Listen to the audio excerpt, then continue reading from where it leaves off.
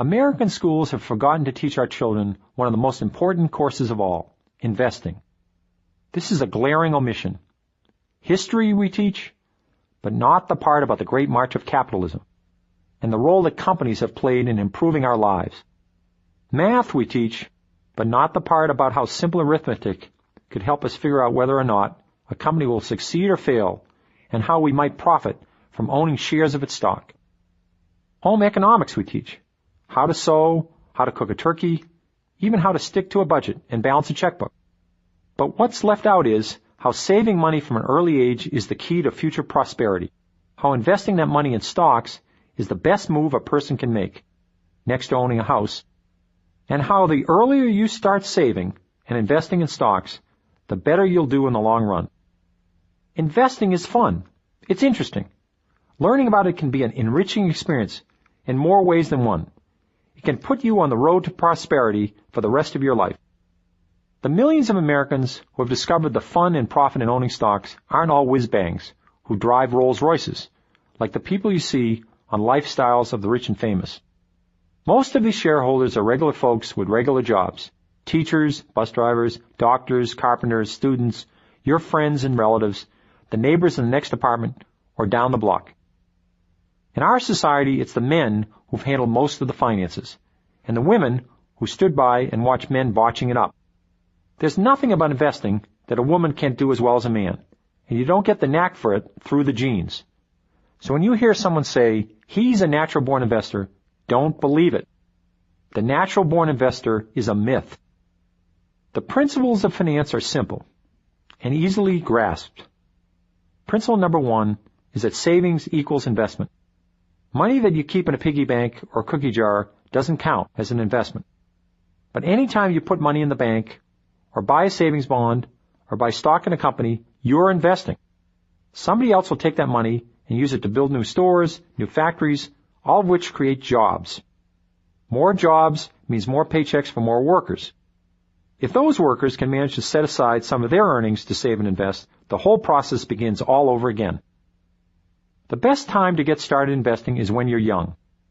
The more time you have to let your investments grow, the bigger the fortune you'll end up with. But this introduction to finance is not only for young people. It's for beginning investors of all ages who find stocks confusing and who haven't had the chance to learn about them. Before we go any further, I want to stress again the importance of saving on a regular basis and starting young, whether it's $50, $100, or $500 a month. Consider the following two cases: Joe Big Belly and Sally Cartwheel. Big Belly gets a job as a clerk at Walmart. He's living at home and saving every last dollar so he can make the $2,000 down payment on a $20,000 Camaro with a racing scoop on the hood. He takes out a car loan for the remaining $18,000. His parents have to sign for the loan, but Big Belly is making the payments. It's a 6-year loan at 10% interest, so he sends $200 a month to the finance company. He cringes the first time he seals the envelope, kissing $200 goodbye, but he forgets all about it when he's driving around the Camaro and his friends are telling him what a cool car it is. A few months later, there are scratches on the door and stains on the carpet, and nobody is oohing and awing when the Camaro pulls into the parking lot. It's just another car by now, but Big Belly is stuck with the payments. At the end of 6 years, he's sick of the Camaro, which lost its cool a long time ago. He's finally paid off the car loan, which cost him an extra $10,800 in interest charges, so between the loan and the original purchase price, Big Belly has invested $30,800 in this car, not including taxes, insurance, gas, oil, and maintenance. At this point, the Camaro has more dents and more stains, and the engine sounds a bit rough. So what he's got to show for his $30,800 investment is a $6,000 clunker that he doesn't even like anymore. Sally Cartwheel also lives at home and works the Walmart checkout line a few feet away from Big Belly. But she didn't buy a cool car. She took the $2,000 she saved up and bought a used Ford Escort. Since Sally paid all cash, she didn't have car payments. So instead of sending $200 a month to the finance company, she invested $200 a month in a mutual fund for stocks. 6 years later, when Big Belly was mailing out his last car payment, the value of Cartwheel's mutual fund had doubled. Between the doubling of the fund itself and the steady stream of $200 contributions to the fund, Cartwheel has a $22,000 asset. She also has the Escort, which got her back and forth okay, and the dents and the stains she never worried about, because she didn't think of her car as an investment. It was only transportation. As we leave this economic morality tale, Cartwheel has enough money to make a down payment on an apartment and move out of her parents' home, while Big Belly continues to mooch. He's asked her out on a date, but she's taken a fancy to the real estate agent who's showing her around. America was once a nation of savers. People of all income levels put aside as much money as they could, mostly in savings accounts at the local bank. They made money on this money as it grew with interest, so eventually they could use it for a down payment on a house, or to buy things, or to draw on in family emergencies. In the meantime, the bank could take people's savings and lend them out to home buyers or home builders or businesses of all kinds. A country with a high savings rate can pay for roads, phone lines, factories, equipment, and all the latest innovations that help companies make better and cheaper products to sell to the world.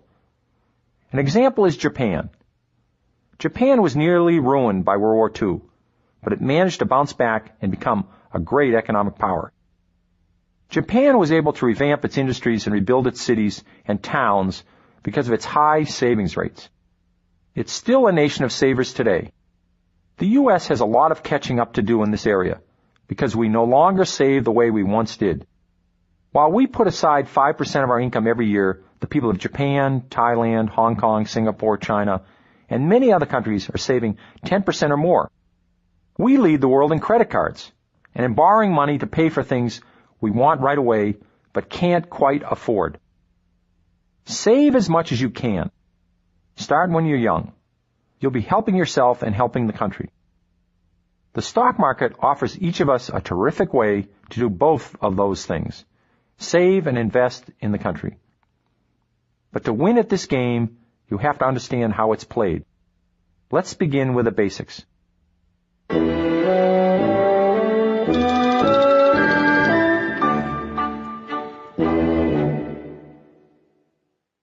The vast majority of businesses in this country, from barbershops to bowling alleys, are privately owned by individuals, families, or small groups of people. You can't invest in them, but the biggest companies in America are almost all publicly owned. That means anybody can call up a broker and buy a share. Even if the chairman of McDonald's holds a grudge against you, he can't stop you from becoming an owner of McDonald's. The same goes for over 13,000 other public companies in the U.S. today.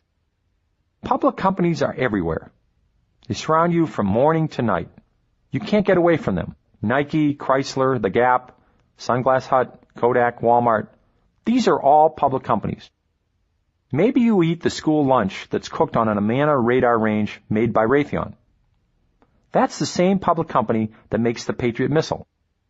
Or maybe you drive to the nearest publicly owned hamburger joint, McDonald's, Wendy's, or Burger King, which is a division of a British public company called Grand Metropolitan.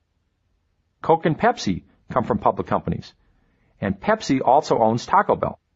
From sea to shining sea, over 50 million men, women, and children have become part owners in public companies. This is an important part of our way of life that the Founding Fathers couldn't have dreamed up. Investors are the first link in the capitalist chain that creates our prosperity. In fact, investors got this country started. The history books give many reasons for America's great success, from the favorable climate to the tenacity of the first settlers. But behind the scenes, somebody had to pay the bills for the ships, the food, and the other expenses of coming to the New World. Most of this money came out of the pockets of the English, Dutch, and French investors. Without them, the colonies would never have gotten colonized. For example, it was the Virginia Company which footed the bill for the first expedition to Jamestown, where Pocahontas saved John Smith from having his head bashed in by her angry relatives. And later, in the mid-1800s, it was again foreign capital, that helped bankroll our fantastic progress as an emerging market. Today, we are returning the favor. American capital helps the world economy to grow, especially the emerging markets in Asia, Africa, and Latin America. It did not take long for capitalism to take root in America. By the early 1700s, companies of many types were getting started in the colonies. A few are still operating today. This is an amazing feat when you think of all the calamities between then and now. J.E. Rhodes, for example, has been around since 1702, when it began manufacturing buggy whips. Clever managers saw the age of the machine coming and switched to making conveyor belts. The D. Landreth Seed Company has been around since 1784. It sold seeds to Thomas Jefferson. If a company makes a good product that never goes out of date, it can stay in business forever. While there were businesses in colonial America, there were no banks. The British did not allow them. After the Revolution, this problem was corrected. In spite of the opposition from Thomas Jefferson, a gentleman farmer who dreaded banks, Alexander Hamilton got approval for the first Bank of the United States in 1791. We all recognize George Washington as the father of our country, but Alexander Hamilton was the father of the financial system. Hamilton's more famous for being a bad shot, losing a duel to Aaron Burr, but he was an astute economic planner. Hamilton also helped found the Bank of New York, still listed on the New York Stock Exchange. But the earliest shareholders in American banks, knowing little about what they were buying, paid too much for many of their bank stocks. The bidding went higher and higher until it got to ridiculous prices. And on Wall Street, what goes up that high must come down. Bank stocks landed with a thud in the crash of 1792, the first crash in Wall Street history. Hamilton's idea of a federally sponsored bank went out of favor after another panic in 1819, when a lot of businesses went bankrupt and people lost their life savings and jobs. President Andrew Jackson transferred the government's money to various state banks. The states, which gave out charters, in time created a vast system of banks, 300 in 1820, over 10,000 today. At the time of American independence from England, markets were opening all over the place. People were buying and selling at a furious pace. To many people, the whole situation looked out of control. Never in history were the masses of people allowed to go their own way and work for their own benefit. There didn't seem to be any rhyme or reason to it. Enter the economists, a new breed of thinkers. The first and smartest was Adam Smith. His Wealth of Nations, published in 1776, the year America declared independence, made the case for economic freedom. Smith deserves a place in history along with Tom Paine, Benjamin Franklin, and John Locke, who made the case for political freedom. Smith argued that when each person pursues his own line of work, the population is far better off than with a king or central planner dictating who gets what. This seems obvious today, but in 1776, it was a novel idea that millions of people could do what they pleased and somehow still create an orderly society where everyone was fed and housed. What if 99 out of 100 wanted to make hats? This is where Smith's invisible hand comes to the rescue. There is no invisible hand, of course. That was how Smith explained the ability of supply and demand to keep goods and services in balance. Too many hats? Prices drop. Hat makers go out of business and switch to a line of work that's profitable, like vegetable farming. The invisible hand doesn't work perfectly, of course, but Smith's ideas still hold true today. When there's a need for a new product, such as computers, many companies go into the business until there's so many computers that the price drops. The competition helps the consumer because every few months, fantastic new products come out to replace the clunky old ones. We don't need a king or a Congress or a Department of Things to decide what the country should make and how many. The market system that Smith described works this out automatically, and the profit motive supplies the incentive for people to work and corporations to be productive. Companies are in business for one basic reason: No matter if they're private or public, owned by a single shareholder or a million shareholders, the goal is the same. They want to make a profit. Profit is the money that's left over after all the bills are paid. It can be divided among the owners of any business, whether it's General Electric, Pepsi-Cola, Marvel Comics, or the car wash you run on weekends in your driveway. You wouldn't want to stand out in the hot sun with a bucket and soapy sponge if you didn't expect to come away with a profit. Maybe you enjoy washing cars because you can hose yourself down every once in a while. It keeps you cool in the summertime. But that doesn't mean you do it for free. The same is true of people who own shares in companies. They're not doing it just for the fun of getting invited to the annual meeting or getting a copy of the annual report sent to them in the mail. They're doing it because they expect the company in which they own shares to make a profit and pass along some of that profit to them sooner or later. There's a mistaken idea still floating around that people who do things for profit are being greedy or underhanded. They're trying to pull a fast one on the rest of us. Because whenever one person makes a bundle, it's at the expense of everybody else. A generation ago, there were more believers in this idea than there are today. But it's still lurking in the backs of more than a few minds. That one man's gain is another man's pain was the basic doctrine of communism. It was also fashionable among socialists on college campuses and elsewhere, who never missed a chance to accuse capitalists of putting themselves first and everybody else last, and of getting rich on the sore backs of the wage earners. Capitalism is not a zero-sum game. Except for a few crooks, the rich do not get that way by making other people poor. When the rich get richer, the poor get richer as well. If it were really true that the rich get richer at the expense of the poor, then since we're the richest country in the world, by now we surely would have created the most desperate class of poor people on earth. Instead, we've done just the opposite. Even corporate layoffs, which are painful to the individual, are healthy in the larger scheme of things. Back in the 1980s, the top 500 corporations found they had to get leaner and more competitive to survive. 3 million workers were dropped from the payrolls. But without these changes, millions and millions more would have lost their jobs. The bloated payrolls would have destroyed these companies. Meanwhile, small firms were creating jobs. Over 2 million new businesses were started in the 1980s. If they employ an average of 10 people each, that creates 7 times the jobs lost in the well-publicized layoffs of the bigger corporations. And often, the small companies have become larger ones, employing not 10, but thousands of people. In spite of everything you might hear about layoffs or America losing its place in the world, remember that our economy has enormous strengths. We are the low-cost producers in forest products, paper, aluminum, and chemicals. Believe it or not, our railroads are so good at moving cargo that other countries are studying how we do it. Our auto firms have made a stunning comeback. We're number 1 in pharmaceuticals, farm equipment, commercial airplane production, telecommunications, music, television, movies.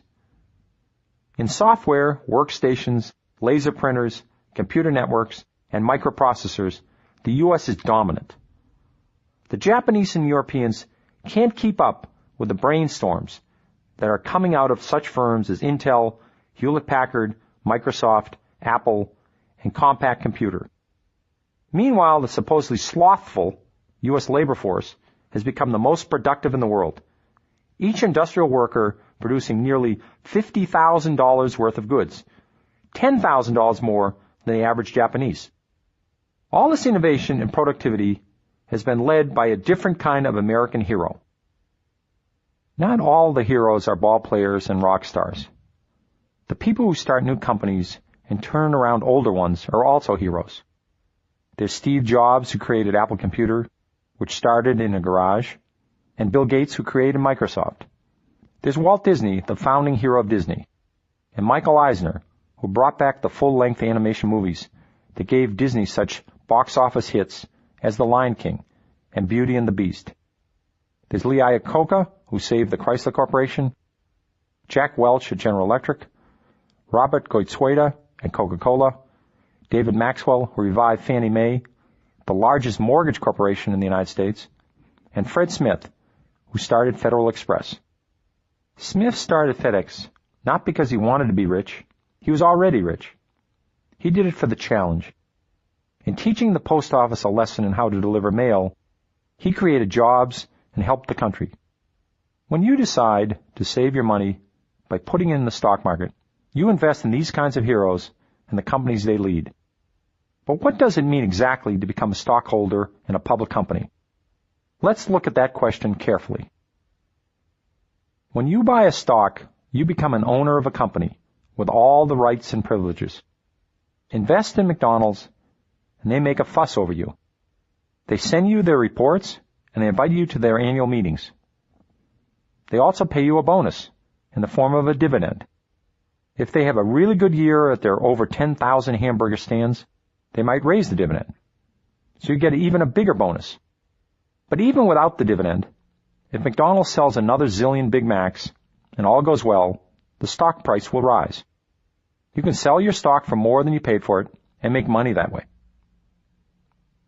Of course, there are no guarantees that McDonald's will prosper and that you'll get a bonus or that the stock price will rise. If it falls to less than what you paid for it, McDonald's will not reimburse you. They haven't promised anything, and they're not obliged to pay you back. As an owner of the stock, you don't have a safety net. You must proceed at your own risk. Nonetheless, stocks are likely to be the best investment you'll ever make, outside of a house. 10 to 11% a year is what you can expect for a total return from stocks on average over the very long term. When people consistently lose money in stocks, it's not the fault of the stocks. Stocks in general go up in value over time. In 99 cases out of 100, when investors are chronic losers, it's because they don't have a plan. They buy at a high price, then they get impatient or they panic, and they sell at a lower price during one of those inevitable periods when stocks are taking a dive. Instead, you need a plan. It should be for the long term. Have you heard the old expression, time is money? It ought to be revised to, time makes money. It's a winning combination. Let time and money do the work while you sit back and await the results. People who need to pull their money out in 1 year, 2 years, or 5 years shouldn't invest in stocks in the first place. There's simply no telling what stock prices will do from 1 year to the next. When the stock market has one of its corrections and stocks lose money, the people who have to get their money out will be going home with a lot less than they put in. 20 years or longer is the right time frame. That's long enough for stocks to rebound from the nastiest corrections on record, and it's long enough for the profits to pile up. After 20 years at 11%, an investment of $10,000 is magically transformed into over $80,000. But to get that 11%, you have to pledge your loyalty to stocks for better or for worse. This is a marriage we're talking about, a marriage between your money and your investments. You can be a genius in analyzing which companies to buy, but unless you have the patience and the courage to hold on to the shares, you're an odds-on favorite to become a mediocre investor. It's not brain power that separates good investors from bad, it's discipline. Stick with your stocks no matter what. Ignore all the smart advice that tells you to do otherwise, and act like a dumb mule. That was the advice given years ago by an ex-stockbroker, Fred Schwed, in his classic book, Where Are the Customer's Yachts? And it still applies today. People are always looking around for the secret formula for winning on Wall Street, when all along it's staring them in the face.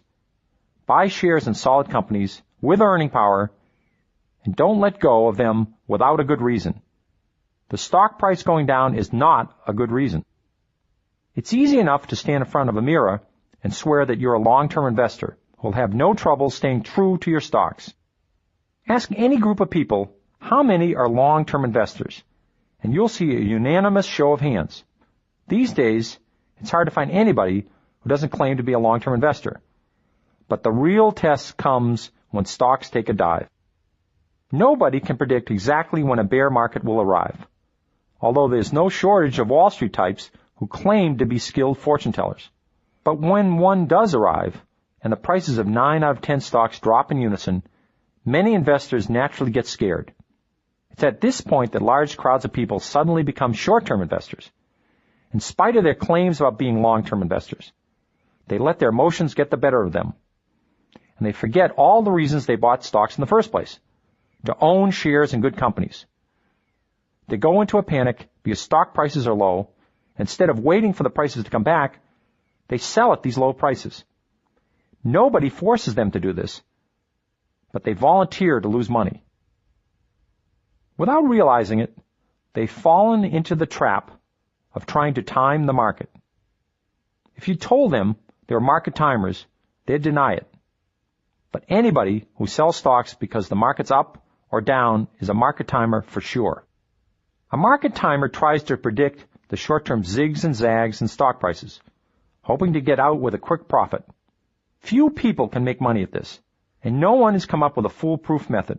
In fact, if anybody had figured out how to consistently predict the market, his name or her name would already appear at the top of the list of the richest people in the world, ahead of Warren Buffett and Bill Gates. Try to time the market, and you invariably find yourself getting out of stocks at the moment they've hit bottom and are turning back up, and into stocks when they've gone up and are turning back down. People think this happens to them because they're unlucky. In fact, it happens to them because they're attempting the impossible. Nobody can outsmart the market. People also think it's dangerous to be investing in stocks during crashes and corrections. But it's only dangerous if they sell. They forget the other kind of danger, not being invested in stocks on those few magical days when prices take a flying leap. It's amazing how few key days can make or break your entire investment plan. Here's a typical example. During a prosperous 5-year stretch in the 1980s, stock prices gained 26.3% a year. Disciplined investors who stuck to a plan doubled their money and then some. But most of these gains occurred on 40 days out of the 1,276 days the stock market was open for business during those 5 years. If you were out of stocks in those 40 key days, attempting to avoid the next correction, your 26.3% annual gain was reduced to only 4.3%. A CD in a bank would return more than 4.3%, and at no risk. So to get the most out of stocks, especially if you're young and time is on your side, your best bet is to invest money you can afford to set aside forever, then leave that money in stocks through thick and thin. You'll suffer through the bad times, but if you don't sell any shares, you'll never take a real loss. By being fully invested, you'll get the full benefit of these magical and unpredictable stretches when stocks make most of their gains. At this point, we've come to 2 conclusions. 1, you should invest in stocks if at all possible. And 2, you should hold on to them no matter what. The next thing you have to decide is whether to pick your own stocks or let somebody else do it. There's a lot to be said for taking the easy way out, especially if you are bored by numbers and you couldn't care less what happens to Kodak's earnings or if Nike makes a better shoe than Reebok. That's why mutual funds were invented. Mutual funds are for people who want to own stocks but can't be bothered with the details. In a mutual fund, your only job is to send money, which gives you a certain number of shares in the fund. Your money is lumped together with a lot of other people's money. You never actually meet them, but you know they are out there. The whole pile is handed over to the expert who manages the fund.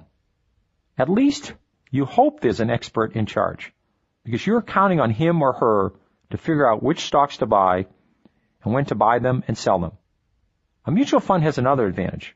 Besides having a manager who does all the work, it invests in many companies at once. As soon as you sign up with a fund, you automatically become an owner of the dozens, even hundreds of companies the fund has already bought. Whether you invest $50 or $50 million, you still own a piece of all the stocks in the fund.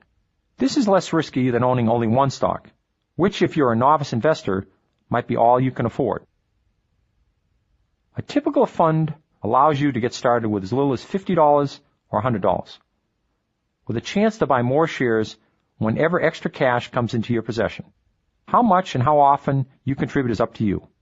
You can take the guesswork out of it by investing the same amount every month, 3 months, or 6 months. The interval isn't important as long as you keep up the routine. This is called dollar cost averaging. Can you see the wisdom in this sort of installment plan? Your worries about where the stock market is headed from one year to the next are over. In a correction or a bear market, the shares in your favorite fund will get cheaper. So you'll be buying more at low prices. And in a bull market, you'll be buying less at high prices. Over time, with consistent investment, the costs will even out and your profits will mount. As an added attraction, many funds pay a cash bonus in the form of a dividend. It comes your way on a regular basis, 4 times a year, twice a year, or even 12 times a year. You can spend this money on movie tickets to reward yourself for investing in the fund. Or you can do yourself a bigger favor by using the dividend to buy more shares. This is called the reinvestment option. And once you've chosen it, your dividends are reinvested automatically. The more shares you own, the more you stand to gain from the future success of the fund, which is why your money will grow faster if you throw the dividends into the pot. You can follow your fund's progress by looking it up in the newspaper, the same way you look up the stock price of Disney or Wendy's. The price of a share in a fund goes up and down every day, and it moves more or less in lockstep with the prices of all the stocks in the fund's portfolio. That's why you want to invest in funds with managers who have the knack for picking the right stocks. You're rooting for the managers, because the better they do, the better you do. Saying goodbye to a fund is easy. You can take your money out at any time you want, either all of it or some of it, and the fund will send you a check immediately. But unless there's an emergency and you have a sudden need for quick cash, getting out of a fund should be the last thing on your mind.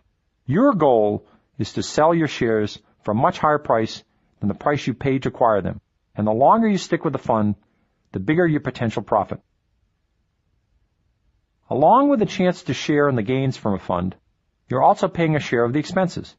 Salaries, rent, printing, mailing, telephone bills, all the costs of running a fund.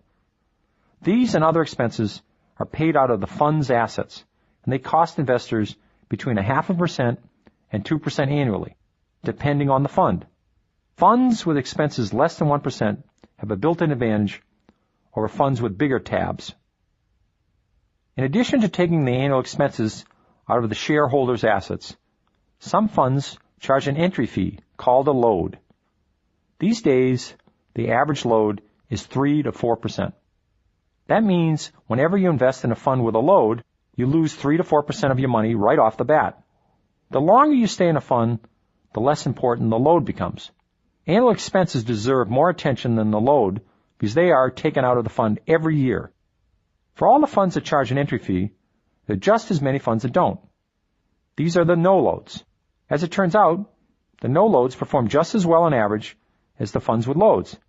This is one case where paying a cover charge doesn't necessarily get you into a classier joint. Classy joint or not, professional stock pickers do have an advantage over the millions of amateurs who do their own stock picking. It's a hobby for the amateurs, but for the pros, it's a full-time job. They go to business school to learn how to study companies and decipher financial reports. They've got libraries, high-performance computers, and a research department to back them up. If there's important news out of a company, they hear it right away. It would take a dozen audio cassettes like this one to describe the different kinds of stock funds that are out there. The all-purpose funds, single industry funds, multi-industry, small company, large company, pure, hybrid, foreign, domestic, socially conscious, socially unconscious, growth, value, income, and growth and income funds. It's gotten so complicated, there are funds of funds that specialize in buying shares in other funds. You could stay up day and night studying how to choose the right fund, and you wouldn't get through half the information that's been printed on the subject. If all these how-to books, pamphlets, and articles fell on top of you, it would take a rescue squad several hours to pull you out. You can buy mutual funds directly from the companies that manage them, such as Dreyfus, Fidelity, Scudder, etc. You can also buy them through a stockbroker, although a broker may not be able to sell you the fund that you want. Brokers have to make a living. They sometimes get a bigger commission for selling the firm's own products. Convincing you to buy one of their own in-house mutual funds may be in their best interest, but not necessarily in yours. Whenever a broker recommends anything, always find out what's in it for the broker. Ask him or her to provide information on the full range of what's available. There might be a fund that's similar to the one he's recommending, but has a better record overall. If you're a long-term investor, ignore all the bond funds and hybrid funds. These invest in a mixture of stocks and bonds, and go instead for the pure stock funds. Stocks have outperformed bonds in 8 of the 9 decades in this century, and are way ahead in the first half of the decade of the 1990s. If you're not 100% invested in stocks, you're shortchanging yourself in the long run. Picking a fund ought to be easier than picking an auto mechanic. When an auto mechanic claims to be the best in the business, you have no way of telling if he is or he isn't. But you can find out right away which funds are the best. It all boils down to one number, the annual return. A fund that returned 18% a year to its investors in the last decade is better than a fund with similar objectives that returned only 14%. But before you invest in a fund on the strength of its record, make sure the manager who compiled the great record is still in charge. Why take a chance on a rookie fund when you can invest in a veteran fund that's been around through several seasons and has turned in an all-star performance? A list of funds that have stayed on top over many years can be found in financial magazines such as Barron's and Forbes. Twice a year, Barron's publishes a complete roundup of the funds, with the details provided by Lipper Analytical, a high-quality research company run by a prominent fund watcher, Michael Lipper. The Wall Street Journal publishes a similar roundup 4 times a year. If you want more information about a particular fund, you can get it from Morningstar, a company that tracks thousands of funds and issues a monthly report. Morningstar ranks all the funds for safety, rates their performance, and tells who the manager is and what stocks are in the portfolio. It's the best one-stop source in existence today. Over time, it's been more profitable to invest in small companies than large companies. The successful small companies of today will become the Walmarts, Home Depots, and Microsofts of tomorrow. It's no wonder, then, that mutual funds that invest in small companies have beaten out other funds by a substantial margin. A couple of stocks like Walmart is all a mutual fund needs to outperform the competition. That one stock is up more than 600-fold in 20 years. Since small company stocks are generally more volatile than large ones, you'll need a strong stomach that can take the bumps and stay on the ride. You'll do better in mutual funds that invest in small companies. And take note, it doesn't pay to be a fund jumper. Some investors make a hobby of switching from one fund to another, hopping the bandwagon of the latest hot performer. This is more trouble than it's worth. Studies have shown that top-ranked funds from one year rarely repeat their performance the next. Trying to catch the winner is a fool's errand, in which you're likely to end up with a loser. You're better off picking a fund with an excellent long-term record and sticking with it. Some investors have given up trying to find a fund that beats the averages. Instead, they choose a fund that is guaranteed to match the average, no matter what. This kind of fund is called an index fund. It doesn't need a manager. It runs on automatic pilot. It simply buys all the stocks in a particular index and holds on to them. There's no fuss, no experts to pay, no management fees to speak of, no commissions for getting in and out of different stocks, and no decisions to make. For instance, an S&P 500 index fund buys all 500 stocks in the Standard & Poor's 500 index, a diversified basketful of large stocks. This S&P 500 index is a well-known market average. So when you invest in such a fund, you'll always get an average result, which, based on recent past performance, will be a better result than you get in many of the managed funds. Or if you decide to invest in what's called a small cap fund to take advantage of the big potential payoffs from small companies, you can buy a Russell 2000 index fund. That way, your money will be spread out among the 2,000 stocks in the Russell. Another possibility is to put some of your money into an S&P 500 index fund to get the gains from the larger companies, and then put the rest in a Russell index fund to get the gains from the smaller companies. That way, you'll never have to read another article about how to pick a winning mutual fund, and you will end up doing better than some of the people who studied the situation very carefully and then put themselves in funds that failed to beat the averages. Mutual funds are just right for millions of investors. But if you have the time and the inclination, you can embark on a thrilling lifetime adventure, picking your own stocks. This is a lot more work than investing in a mutual fund, but you can derive a great deal of satisfaction from picking your own stocks. Over time, perhaps you'll do better than most of the funds. Not all your stocks will work to your advantage. No stock picker in history has ever had a 100% success ratio. Even wealthy stock picker Warren Buffett has made numerous mistakes, and I could fill several spiral notebooks with stories of mine. But a few big winners every decade is all you need. If you own 10 stocks, and 3 of them are big winners, they will more than make up for 1 or 2 losers and 6 or 7 stocks that have done okay, but not great.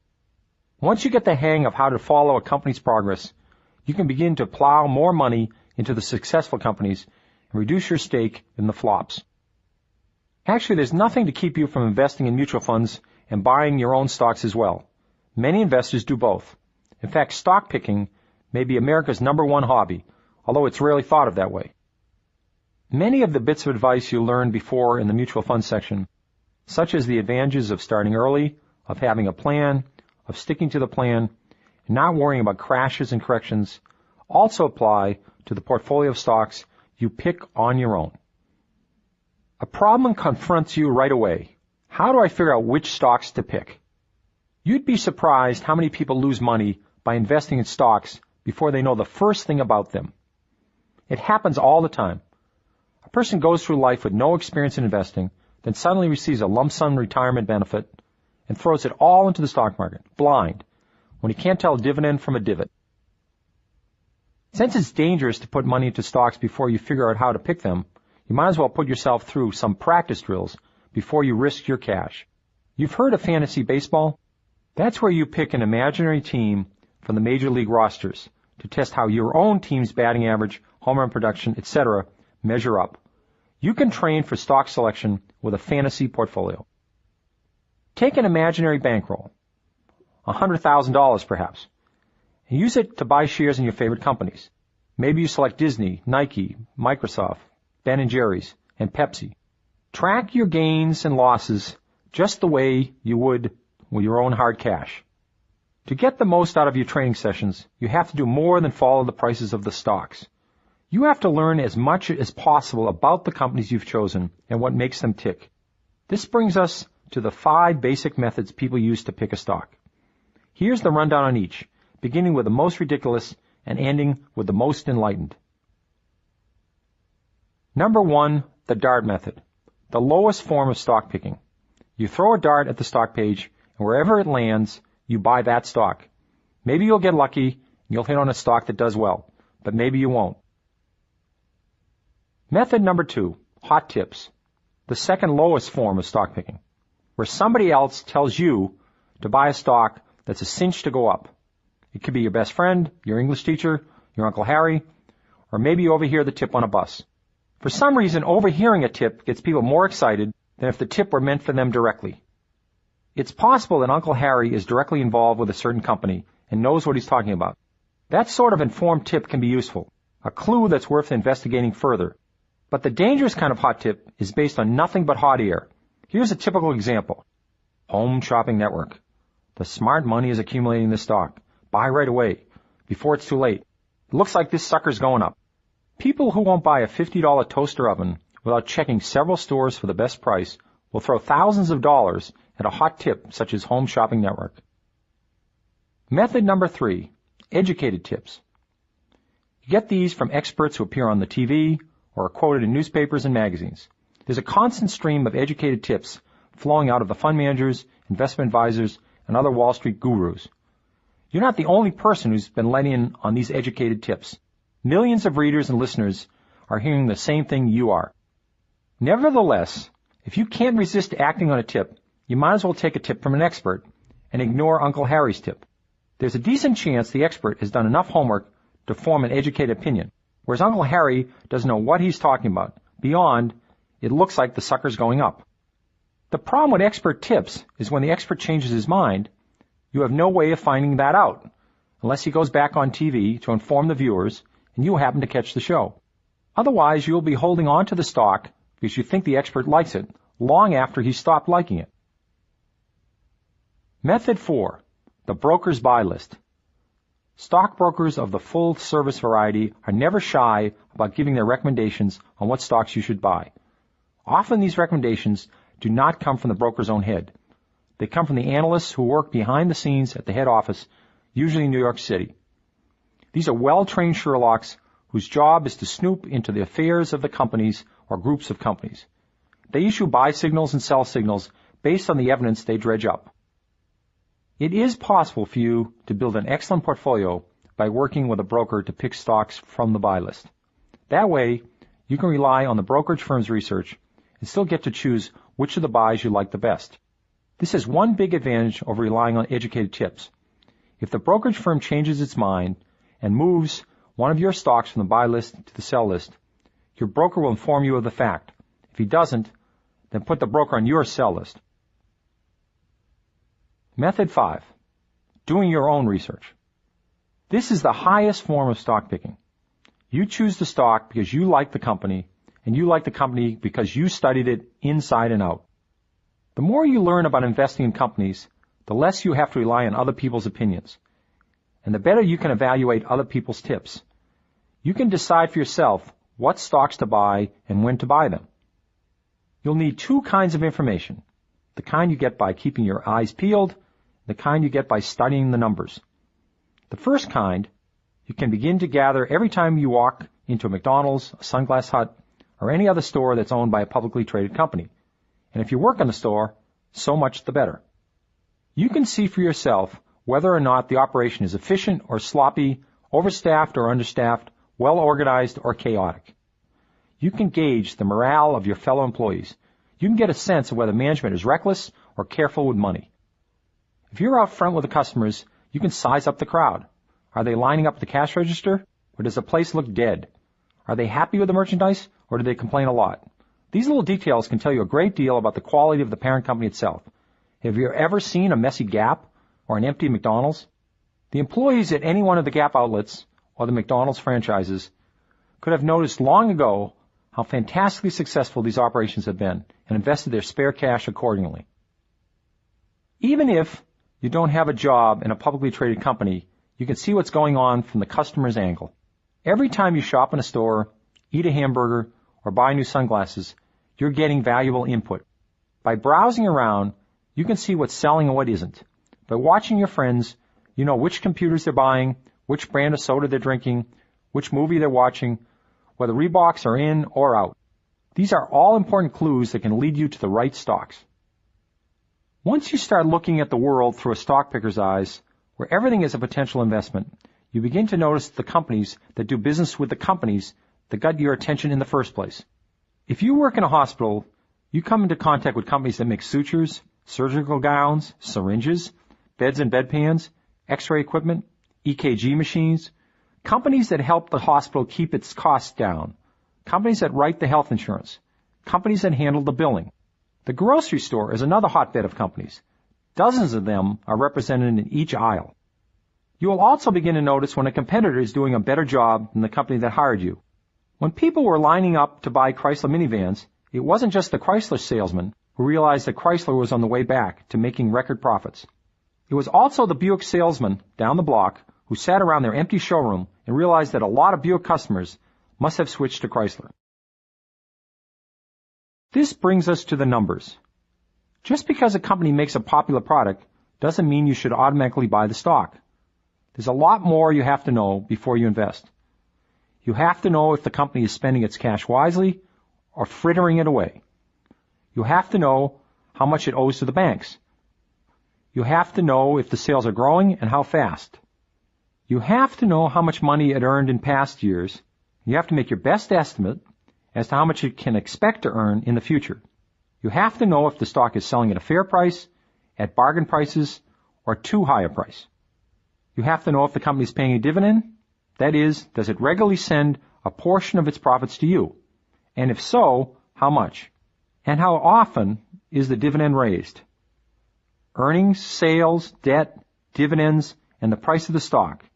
These are some of the key numbers stock pickers must follow. People go to graduate school to learn how to read and interpret these numbers. So this is not a subject that can be covered in depth in a primer such as this one. The best we can do is to give you a glimpse at the basic elements of a company's finances so you can begin to see how the numbers fit together. No investor can possibly hope to keep up with the over 13,000 companies whose stocks are traded in the U.S. markets today. That's why amateurs and pros alike are forced to cut down on their number of options by specializing in one kind of company or another. For instance, some investors only buy stocks in companies that have a habit of raising their dividends. Others look for companies where the earnings are growing by at least 20% a year. You can specialize in a certain industry, such as electric utilities, or restaurants, or banks. You can specialize in small companies or large companies, new companies or old companies. You can specialize in companies that have fallen on hard times and are trying to make a comeback. These are called turnarounds. There are hundreds of different ways to skin this cat. Investing is not an exact science. And no matter how hard you study the numbers and how much you learn about a company's past performance, you never can be sure about its future performance. What happens tomorrow is always a guess. Your job as an investor is to make educated guesses and not blind ones. Your job is to pick stocks and not pay too high a price for them relative to what they're going to earn in the next several years. Then to keep watching for good news or bad news coming out of the companies you own. You can use your knowledge to keep the risks to a minimum. At this point, potential investors, especially young students, will often ask, how do I get the money to invest in the first place? It's not just any cash that can be safely put into stocks. It's cash that you can afford to live without for many years while it goes forth and multiplies. If you're a young person and have a part-time job and can afford to invest a portion of your paycheck, so much the better. If not, perhaps you can drop some hints to family members around the holidays. Here's where parents, grandparents, aunts, or uncles can play a leading role. The greatest source of investment capital for young people is relatives. When they ask you what you want for your birthday, Christmas, Hanukkah, etc., tell them you want stocks. Let them know if it comes down to a choice between owning a new pair of Nikes or owning Nike, which costs about the same amount as the shoes, you'd rather have the shares. If they own shares themselves, they can get you started by simply transferring one share or many shares over to you.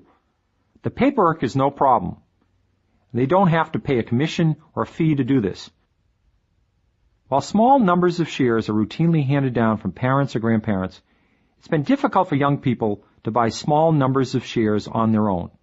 Until recently, in fact, young investors have been discouraged from buying the one share or the few shares that would get them started investing. Two barriers stand in their way. First, most stock transactions are handled by brokers, and you can't open your own brokerage account until you're 21 years old.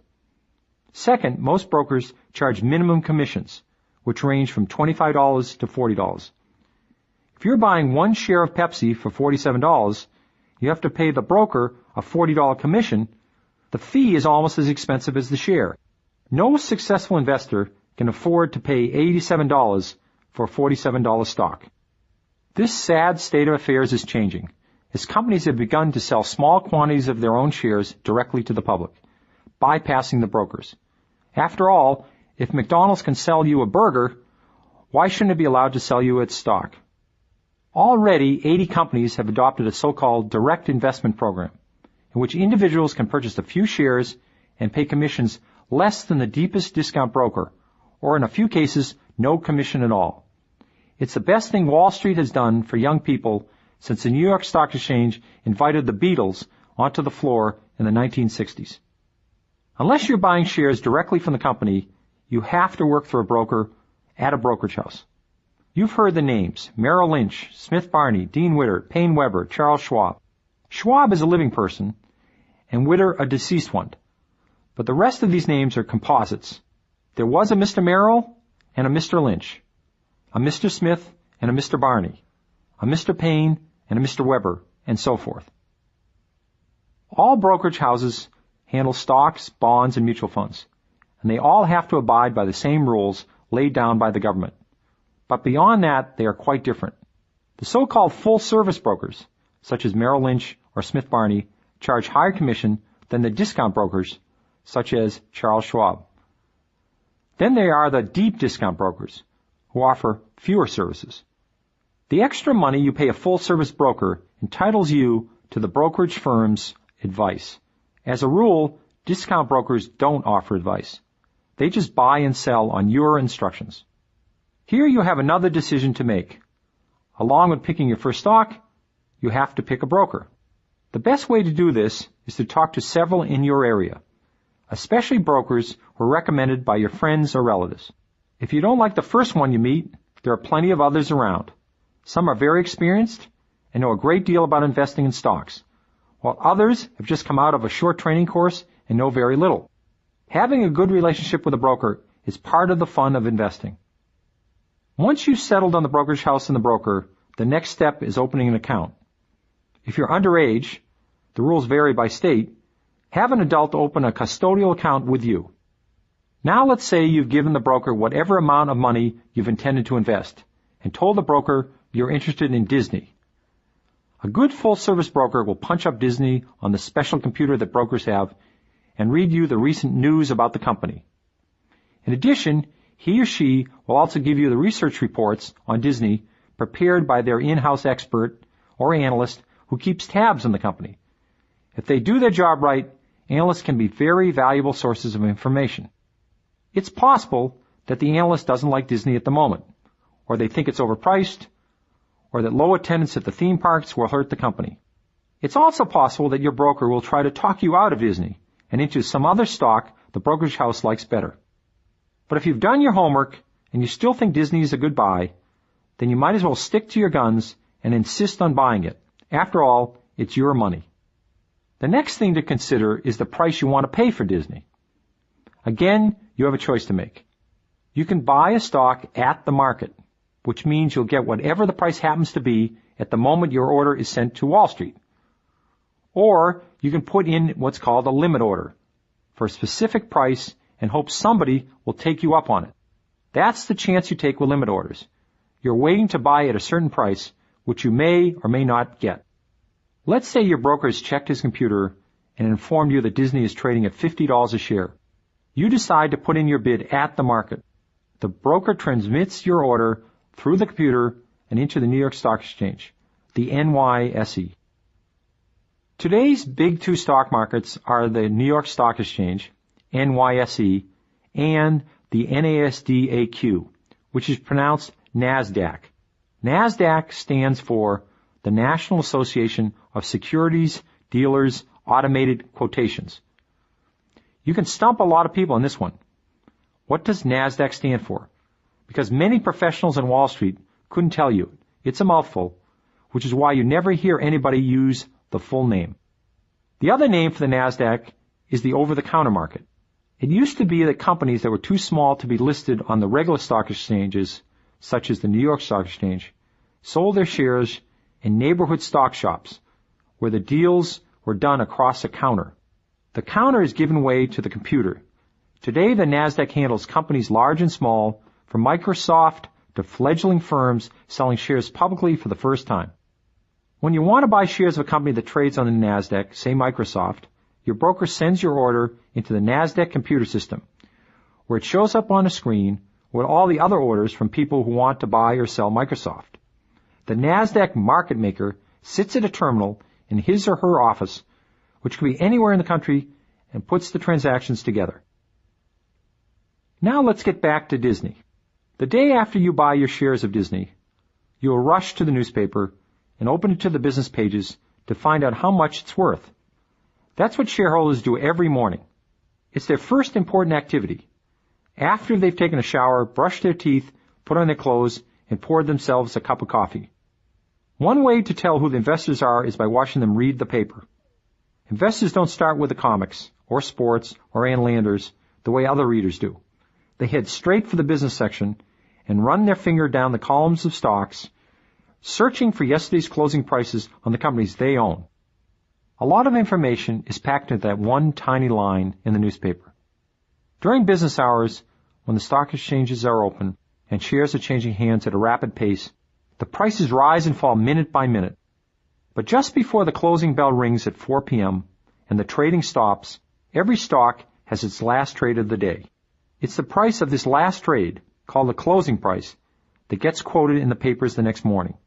That's what investors are looking for when they turn to the business section and scan those pages of numbers. You can also find the highest and lowest price your stock sold for in the last 12 months. Surprisingly, the average stock on the New York Stock Exchange moves up and down 50% from its base price in any given year. More incredible than that, 1 in every 3 stocks traded on the New York Stock Exchange moves up and down 100% from the base price. A stock might start out the year selling for 12, rise to 16 during an optimistic stretch, and fall to 8 during a pessimistic stretch. That's a 100% move, from 8 to 16. Clearly, some investors pay a lot less than others for the same company in the same year. You'll also notice that in the newspapers, stock prices are quoted in fractions instead of the usual decimals. So $37.75 becomes 37 3/4. This old-fashioned numbering system dates back to the Spaniards, who divided their money into eighths. That's why parrots in pirate movies are always squawking about pieces of 8. Wall Street has kept up the practice of doing its calculations in eighths. So instead of hearing such and such a stock is up 10 cents today, you'll hear it's up 1/8 of a point. Instead of being up 25 cents, it's up 1/4 of a point. A point is Wall Street tease for $1. The stock listings also show the high, low, last, and change, which gives you a recap of what happened in yesterday's trading. On a given day, the highest price anybody paid for Disney might be listed as 43 5/8, and the lowest was 43 1/4, and the last sale of the day was made at 43 1/2. That was the closing price that everybody's looking for in the newspaper. If it happened to be the same as the closing price from the prior day, there'd be a 0 in the change column. From the newspaper, you can also see the dividend your company is paying, if any, the yield, that is, what percentage of return you're getting on your money, plus something called the PE, the price-earnings ratio. That's the price of a share divided by the annual earnings per share. When people are considering whether or not to buy a particular company, the PE helps them figure out if the stock is cheap or expensive.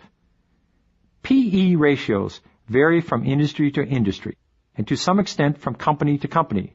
So the simplest way to use this tool is to compare a company's current PE ratio to what's normal for stocks at the time you want to invest. In today's market, the PE of the average stock is about 16, and Disney's PE of 21 makes it somewhat expensive relative to the average stock.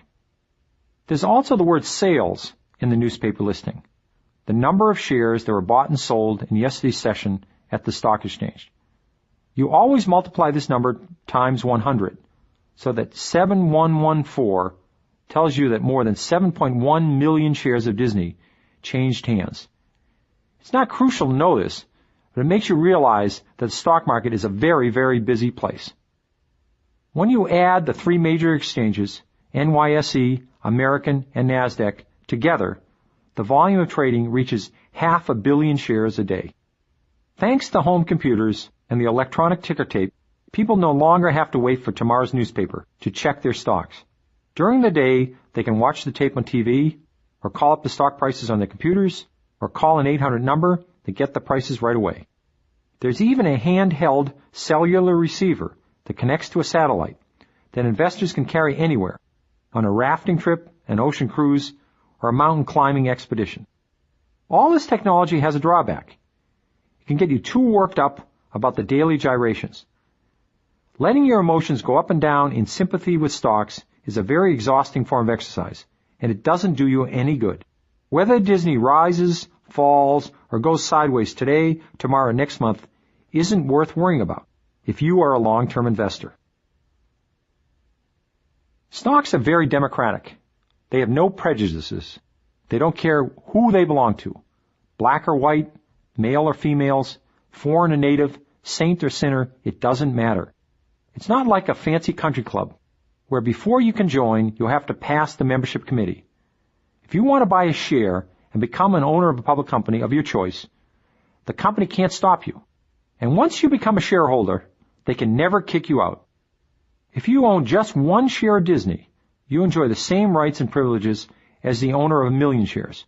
You'll be invited to attend the annual meeting, held at the original Disneyland in Anaheim, California, and you can sit next to the Wall Street pros and listen to the top Disney executives explain their strategy. You'll get free coffee and donuts and the chance to cast your vote on important matters, such as who will sit on the Disney Board of Directors. These directors are not employees of Disney, nor do they answer to the bosses of the company. They make strategic decisions, and they keep tabs on what the bosses are doing. Ultimately, the company exists for the shareholders, and the directors are there to represent the shareholders' interests. Public companies use a one-vote, one-share system in their elections. So if you own one share of Disney, your one vote isn't going to count for much against the 1 million votes cast by people who own 1 million shares. Nevertheless, the company takes each vote quite seriously. It realizes that most shareholders can't interrupt their lives and travel to the annual meetings where important issues are decided, so it sends out absentee ballots. If you forget to fill yours out, they send you a reminder. Anytime you decide you don't like the management, its policies, or the direction the company is headed, you are always free to exercise the ultimate no vote and sell your shares. 4 times a year, you'll get the report card that tells you how the company is doing, how its sales are going, how much money it has made or lost in the latest period. Once a year, the company sends out the annual report that sums up the year in great detail. Most of these are printed on fancy paper with several pages of photographs. It's easy to mistake them for an upscale magazine. In the front, there's a personal message from the head of the company, recounting the year's events, but the real story is in the numbers. These run on for several pages. Unless you are trained to read them, they may strike you as both confusing and dull. You can get the necessary training from a good accounting course. Once you do, these dull numbers can become very exciting indeed. What could be more exciting than learning to decipher code that could make you a prosperous investor for life? Companies are required to send out all the reports.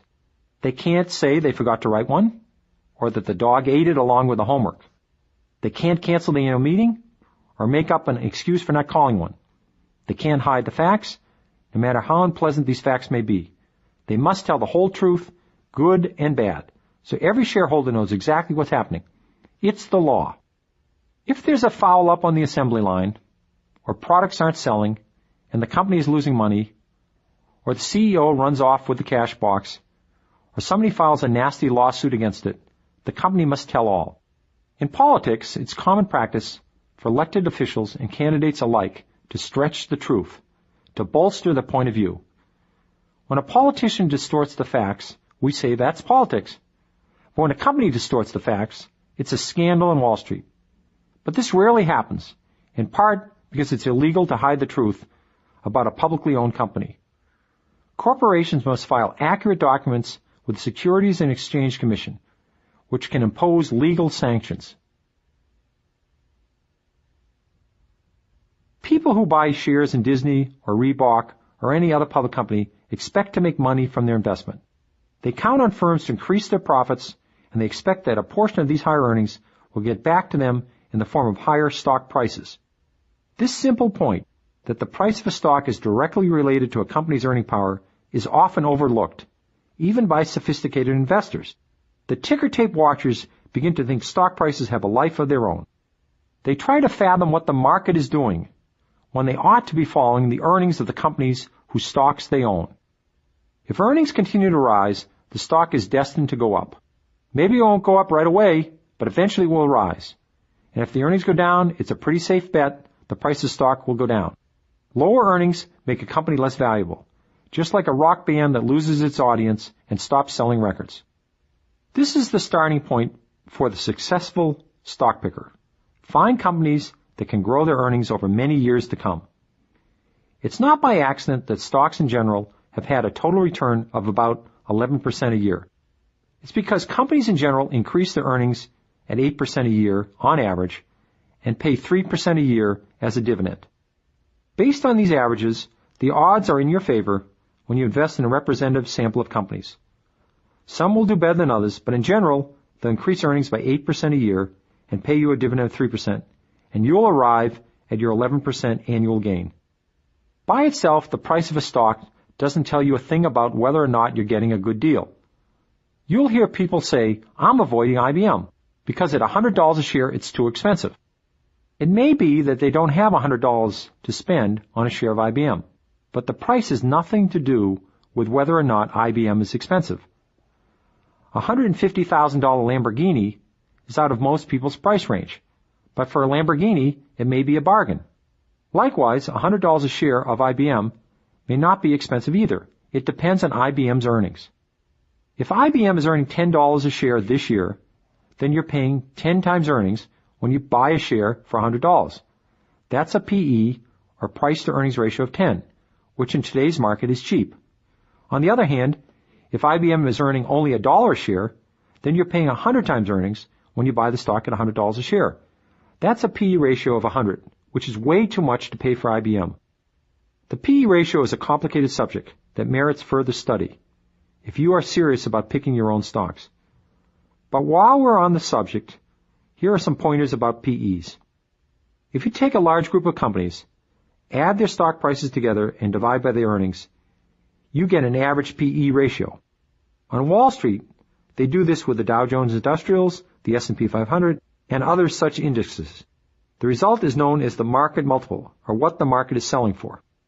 The market multiple is a useful thing to be aware of, because it tells you how much investors are willing to pay for earnings at any given time. The market multiple goes up and down, but it tends to stay within the boundaries of 10 and 20. The stock market in late 1995 had an average PE ratio of about 16. This tells us that today's stock prices are in the middle range. In other periods, the market PE has fallen below 10. When that happens, stocks are very cheap. In general, the faster a company can grow earnings, the more investors will pay for those earnings.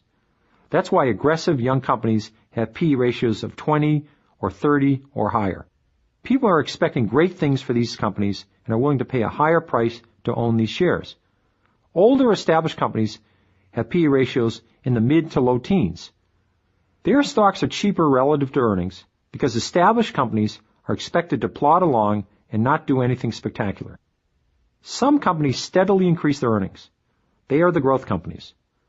Others are erratic earners, the rags to riches types. They are the cyclicals, the autos, the steels, the heavy industries that do well in certain economic climates. Their PE ratios are lower than the PEs of the steady growers because their performance is erratic. What they will earn from one year to the next depends on the condition of the economy, which is a very hard thing to predict. But just because a company earns a lot of money doesn't necessarily mean the stockholders will benefit. The next big question is, what does the company plan to do with this money? Basically, it has four choices. It can plow the money back into the business, in effect, investing in itself. It uses this money to open more stores or build new factories and grow its earnings even faster than before. In the long run, this is highly beneficial to the stockholders. A fast-growing company can take every dollar and make a 20% return on it. That's far more than you and I could get by putting that dollar in the bank. Or it can waste the money on corporate jets, teak panel offices, marble in the executive bathrooms, executive salaries that are double the going rate, or by buying other companies and paying too much for them. Such unnecessary purchases are bad for stockholders and can ruin what otherwise would be a very good investment. Or a company can buy back its own shares and take them off the market. Why would any company want to do such a thing? Because with fewer shares on the market, the remaining shares become more valuable. Share buybacks can be very good for the stockholders, especially if the company is buying itself at a cheap price. The final option with the earnings is for the company to pay a dividend. A majority of companies do this. Dividends are not entirely a positive thing. A company that pays one is admitting that it's not any longer a really fast-growing company. Otherwise, it would reinvest all the money. But in other ways, dividends are hard to beat. A dividend is a company's way of paying you to own the stock. The money gets sent to you directly on a regular basis. It's the only one of the four options where the cash goes into your pocket. If you need income while you're holding onto the stock, the dividend does the trick. Or you can use the dividend to buy more shares. Dividends also have a psychological benefit. In a bear market or a correction, no matter what happens to the price of the stock, you will still collect the dividend. This gives you an extra reason to not sell in a panic. Millions of investors buy dividend-paying stocks and nothing else. If you're interested in this kind of investing, you might want to get in touch with Moody's Investors Services, a Wall Street research firm. Among other things, Moody's compiles a list of companies that have raised their dividend for many years in a row. A few have been doing it for over 50 years, and more than 300 have been raising their dividend for 10 years. The list appears in Moody's Handbook of Dividend Achievers, along with complete statistical rundowns of each of the companies that have gotten into this habit. If you are going to invest in a stock, you have to know the story. This is another area where investors get themselves in trouble. They buy a stock without knowing the story, and they track the stock price because that's the only detail they understand. When the price goes up, they think the company's in great shape. But when the price stalls out or goes down, they get bored or they lose faith, so they sell their shares. Confusing the price with the story is the biggest mistake an investor can make. It causes people to bail out of stocks during crashes and corrections, when the prices are at their lowest, when they think the companies they own must be in lousy shape. It causes them to miss the chance to buy more shares when the price is low, when the company is about to hit a stretch of record profits. The story is what's happening inside the company to produce the profits in the future or the losses. It's not always easy to figure this out. Some stories are more complicated than others. Companies that have many different divisions are harder to follow than companies that make a single product. Even when the story is simple, it may not be conclusive. But there are occasions when the picture is clear and the average investor is in a perfect position to see how beautiful it is. There are times when understanding a company can really pay off. Let's consider two examples from two different periods, Nike in 1987 and Johnson & Johnson in 1994. Nike is a simple business. It makes sneakers. Along with fast food and specialty retailers, this is the sort of story that anybody can follow. There are three key elements. First, is Nike selling more sneakers this year than last year? Second, is it making a decent profit on the sneakers it sells? Third, will it sell more sneakers next year and the year after? In 1987, investors got some definite answers, which arrived in the quarterly reports and the annual reports sent to every shareholder. Since going public in 1980, Nike stock had been bouncing all over the place, jumping from $5 in 1984 to $10 in 1986, falling back to $5, and then finally rebounding to $10 in 1986. Looking at the scenery for this story, the prospects for sneakers could not have been brighter. Everybody was wearing them. Toddlers, teenagers, even adults who hadn't worn sneakers since they were kids. There were different sneakers for tennis, jogging, basketball, you name it. It was obvious that the demand for sneakers was growing, and Nike was a big supplier. Yet the company had run into a rough stretch where its sales, earnings, and future sales were all declining. This was a very depressing story, as shareholders found out when they received their first quarter 1987 report. As is the custom with many companies, Nike's year begins in June, so the first quarter of 1987 ends in August of 1986. If you own Nike, you got the news in the mail in early October 1986. Sales down 22%, earnings down 38%, and future orders, down 39%. This was not a good time to buy more shares of Nike. The second quarter report was mailed out on January 6, 1987. The results were just as bad as the first quarter, and the third quarter wasn't much better. Then, lo and behold, in the fourth quarter report, which arrived in late July 1987, along with the annual report, there was a positive note. Sales were still down, but only by 3%. Earnings were still down, but future orders had turned up. This meant that stores around the world were buying more Nike sneakers. They wouldn't be ordering more sneakers unless they thought they could sell a lot more Nikes. By reading the annual report of that year, you would have also had learned that in spite of several quarters of declining earnings, Nike was still making a nice profit. That's because sneakers are a very low-cost business. It's not like the steel business, we have to build and maintain expensive factories. The sneaker business, all you need is a big room and a bunch of sewing machines and relatively inexpensive materials. Nike had plenty of cash on hand and was in excellent financial shape. When you opened the first quarter report of 1988, which arrived in late September 1987, you could hardly believe your eyes. Sales were up 10%, earnings up 68%, and future orders up 61%. This was positive proof that Nike was on a roll. In fact, the roll lasted for 5 more years, 20 straight quarters of higher sales and higher earnings. In September 1987, you didn't know yet about the 20 straight quarters. You were happy the company had turned itself around, but you weren't rushing out to buy more stock. You were worried about the price, which had just recently moved up sharply from $7 to $12.50. So you waited for future developments, and this time you got very lucky. Stock prices came tumbling down in the crash of October 1987. Investors who confused the stock price with a story were selling everything they owned, including their Nike shares. They heard commentators on the nightly news predict a worldwide collapse of the financial markets. In the midst of this pandemonium, you kept your head because you realized the Nike story was getting better. The crash gave you a gift, the opportunity to buy more of Nike at a bargain price. The stock dropped to $7 a share after the crash and sat at that level for 8 days, so you had plenty of time to call your broker.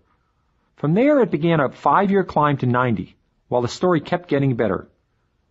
You could have bought Nike at several different points along the way. By the end of 1992, Nike shares were worth 12 times more than what you paid for them in October 1987. I missed this phenomenal buying opportunity in Nike. But a recent example of a clear-cut story that any investor could have understood was Johnson & Johnson, and I was lucky enough to get onto this one. This is a story that does not take any particular genius to figure out. If you had seen the 1993 annual report, you would have arrived at the same conclusion. Invest in this company. The 1993 annual report was mailed out on March 10, 1994. The first thing you noticed on the inside cover was the fate of the stock over the past couple of years. It had been dropping steadily from $57 at the end of 1991. At the time the report arrived, the stock had fallen to 39 5/8. For such a great company to have produced such a lousy stock in a rising market, you suspected something was wrong. You scanned the end report for the bad news, but everywhere you looked, there was good news. Much of it was summarized on page 42, which revealed that the earnings had gone up steadily for 10 years in a row, and had quadrupled during that period. The sales had risen steadily as well. The company also mentioned it had raised the dividend 10 years in a row, but neglected to mention a more incredible fact. It had raised the dividend for 31 years in a row. Perhaps Johnson & Johnson was just trying to be modest. Also on page 42, you learned that the company had become more productive in recent years. In 1983, Johnson & Johnson manufactured and sold $6 billion worth of products with 77,400 employees, while in 1993, it manufactured and sold $14 billion worth of products with 81,600 employees. That's more than twice as much manufacturing and selling with only 4,200 extra employees. From 1989 to 1993, sales increased from $9 billion to over $14 billion, and the number of employees dropped. This told you that Johnson & Johnson was getting to be highly efficient and adept at cutting costs. The company had created a situation where the workers were using their time more effectively. They were producing more value for the company, for the shareholders, and for themselves, although you couldn't see it in the stock price. Many of the workers owned shares, and even if they didn't, when sales went up and profits went up, they got raises. On pages 25 and 42, you found out that Johnson & Johnson had been buying back its own shares. 3 million shares in 1993, 110 million shares in the last decade. It spent billions of dollars in this effort. When a company takes its own shares off the market in this fashion, the investors are likely to benefit. Fewer shares means higher earnings per share, which leads to a higher stock price. Looking at Johnson & Johnson's stock price, you wouldn't think there had been a buyback. The balance sheet showed that the company had cash and marketable securities worth $900 million and total equity of $5.5 billion. Its long-term debt was only $1.5 billion, a modest amount for a company with $5.5 billion in equity. With this much financial clout, Johnson & Johnson was not going out of business anytime soon. By this time, you're wondering what's the flaw in the story. Could it be that J&J hadn't prepared itself for the future? The headline on the cover of the annual report suggested otherwise. Right there in big letters, it said, "Growth for New Products." The text gave the details. 34% of the company's 1993 sales came from products introduced into the market in the last 5 years. Again, on page 42 of their annual report, you discover that Johnson & Johnson spent more than $1 billion in research and development in 1993, 8% of total sales. The R&D budget had more than doubled in 10 years. Obviously, the company was doing what the headline said, growing new products. It hadn't been caught napping. To put this story into a larger context, you compared the price of the stock to the earnings. The company was expected to earn $3.10 in 1994, giving it a price-earnings ratio of 12. Future earnings are always hard to predict, but J&J had very predictable results in the past. So if these estimates turned out to be correct, the stock was cheap. J&J was far better than your average company. It was a terrific company, doing everything right. Earnings up, sales up, future prospects bright. Despite all this, the stock already had dropped to 39.58, and it dropped further to 36 in the weeks after the report arrived. At the time, the average stock was selling for 16 times its estimated 1994 earnings. Johnson & Johnson was selling for only 11 times its estimated 1994 earnings. As hard as it was to believe, you reached the inescapable conclusion there was nothing wrong with Johnson & Johnson to cause the stock price to go down. The company wasn't the problem. The healthcare scare was the problem. In 1993, Congress was debating various healthcare reform proposals, including the ones advanced by the Clinton administration. Investors worried that healthcare companies would suffer if the Clinton proposals became law, so they dumped J&J along with the rest of the other healthcare stocks. The entire industry took a beating in this period. Some of this concern would have been justified if the Clintons had their way, because healthcare companies like Johnson & Johnson might have had their earnings clipped. But even then, J&J would have been affected less than the typical healthcare company. On page 42 of the annual report, you'll learn that over 50% of J&J's profits came from its international operations. The Clinton proposals couldn't have affected those. Then on page 24, you found out that 24% of the company's profits came from shampoo, Band-Aids, and other consumer items that had nothing to do with pharmaceuticals, which the Clintons had targeted for reform.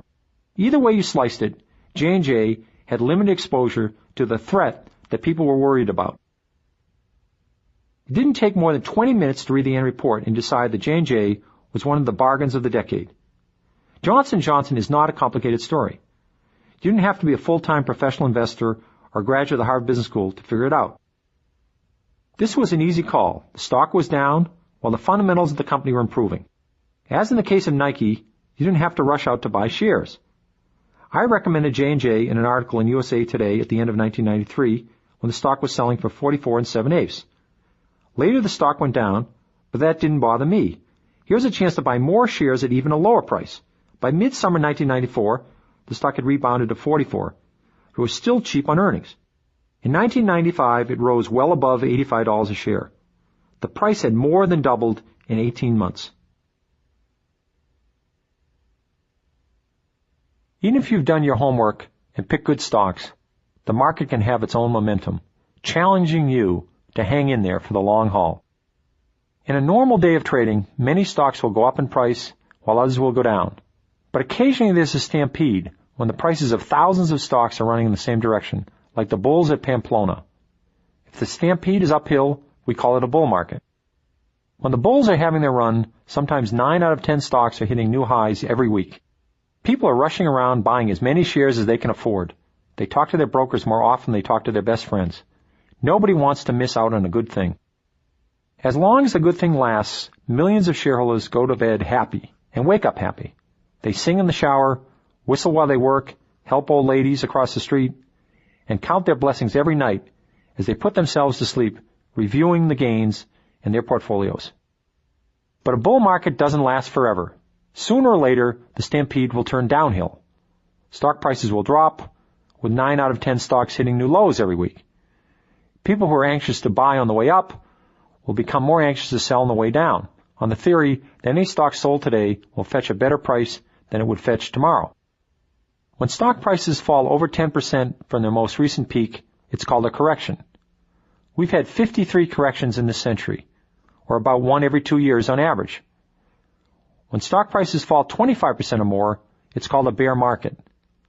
Of the 53 corrections, 15 have turned into bear markets. 15 in 95 years is on average about once every 6 years. Nobody knows who coined the term bear market, but having their name linked to financial losses is unfair to bears. There are no bears within 50 miles of Wall Street, unless you count the bears in New York zoos. And the bears do not dive off peaks the way stocks do in a bear market. You can make a better case for calling a bear market a lemming market, in honor of the investors who sell their stocks because everyone else is selling. An extended bear market can test everybody's patience and unsettle the most experienced investors. No matter how good you are at picking stocks, your stocks will go down. And just when you think the bottom has been reached, they'll go down even some more. If you own mutual funds, you won't do much better, because the mutual funds will go down as well. Their fate is tied to the stocks they own. People who bought stocks at the high in 1929, this was a small group fortunately, had to wait 25 years to break even on the prices.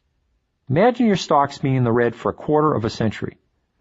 From the high point in 1969, before the crash of 1973-1974, it took 7 years to break even. Perhaps we'll never see another bear market as severe as the one in 1929. That one was prolonged by the Depression. But we can't ignore the possibility of another bear market of the 1973-1974 variety, when stock prices are down long enough for a generation of children to get through elementary school. Investors can't avoid corrections in bear markets any more than northerners can avoid snowstorms. In 50 years of owning stocks, you can expect roughly 25 corrections. 8 or 9 will turn into bears. Since we're all accustomed to taking action to protect ourselves from snowstorms and hurricanes, it's natural that we should try to take action to protect ourselves from bear markets, even though this is in one case where being prepared like a Boy Scout is a mistake. Far more money has been lost by investors trying to anticipate corrections than has been lost in all the corrections combined. One of the worst mistakes you can make is to switch in and out of stocks or stock mutual funds, hoping to avoid the upcoming correction. It's also a mistake to sit on your cash and wait for the upcoming correction before you invest in stocks. In trying to time the market to sidestep the bears, people often miss out on the chance to run with the bulls. Starting in 1965, if you were unlucky and invested your $2,000 at the peak of the market in each successive year, your annual return was 10.6%. If you timed the market perfectly and invested your $2,000 at the low point of the market in each year, your annual return was 11.7%. So the difference between great timing and lousy timing was only 1.1%. Of course, you'd like to be lucky and make that extra 1.1%, but you'll do just fine with lousy timing, as long as you stay invested with stocks. Buy shares in good companies and hold on to them through thick and thin. There's an easy solution to the problem of bear markets. Set up a schedule of buying stocks or stock mutual funds so you're putting in a small amount of money every month or 4 months or 6 months. This will remove you from the drama of the bulls and the bears. Every year, Forbes magazine prints a list of the 400 richest humans in the United States. This issue is as popular with the business crowd as the Sports Illustrated swimsuit issue is with the sports crowd. It makes for interesting reading because it tells you who these people are and what made them so rich, and also how the country has changed over the years. When Forbes first published its list in 1982, the number 1 spot was held by Daniel K. Ludwig, the shipping tycoon. 5 of the top 10 were in the Hunt family that drilled Texas full of holes and hit lots of gushers, which reminds us of billionaire J. Paul Getty's purported advice on how to get ahead in the world. Rise early, work hard, strike oil. This original list from 14 years ago is crawling with Rockefellers and DuPonts, a Frick, a Whitney, a Mellon or two, all of the great family fortunes that stretch back to the 19th century. The word inheritance appears in the biographical blurbs no less than 65 times. In addition to the 65 heirs, there are at least 12 sons and daughters who held positions of influence in ongoing family enterprises. A Mars from Mars Candy Bars, a Disney, a Bush of the Beer Bushes, and a Johnson of Johnson & Johnson. There weren't as many old money fortunes on the 1993 list as there were in the 1980s, which leads to a couple conclusions about wealth in America. First, it's not easy to hold on to money, even among billionaires. Inheritance taxes put a big dent into any large fortune that's handed down from one generation to the next. Unless the heirs are careful and invest wisely, they can lose their millions as fast as their ancestors made them. Second, America is still the land of opportunity, where smart young people like Bill Gates of Microsoft can end up on the Forbes list ahead of the Rockefellers, the Mellons, the Gettys, and the Carnegies. Just ahead of Gates on the 1993 list, in the number one position, is Warren Buffett, who made his $10 billion doing what you're interested in doing, or you wouldn't still be listening. Picking stocks. Buffett was the first stock picker in history to reach the top. Buffett follows a simple strategy. No tricks, no gimmicks, no playing the market, just buying shares in good companies and holding on to them until it gets very boring. The results are far from boring. $10,000 invested with Warren Buffett 40 years ago is worth $80 million today. Most of these gains came from stocks and companies you've heard of, and you could buy for yourself, such as Coca-Cola, Gillette, and the Washington Post. If you ever begin to doubt that owning stocks is a smart thing to do, remember Warren Buffett.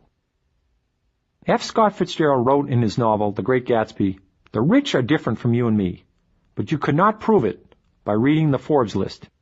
It turns out there are all kinds of rich people, short, fat, tall, skinny, good-looking, homely, high IQ, not so high IQ, big spenders, penny pinchers, tight-fisted, and generous. No reason a rich person couldn't be exactly like you.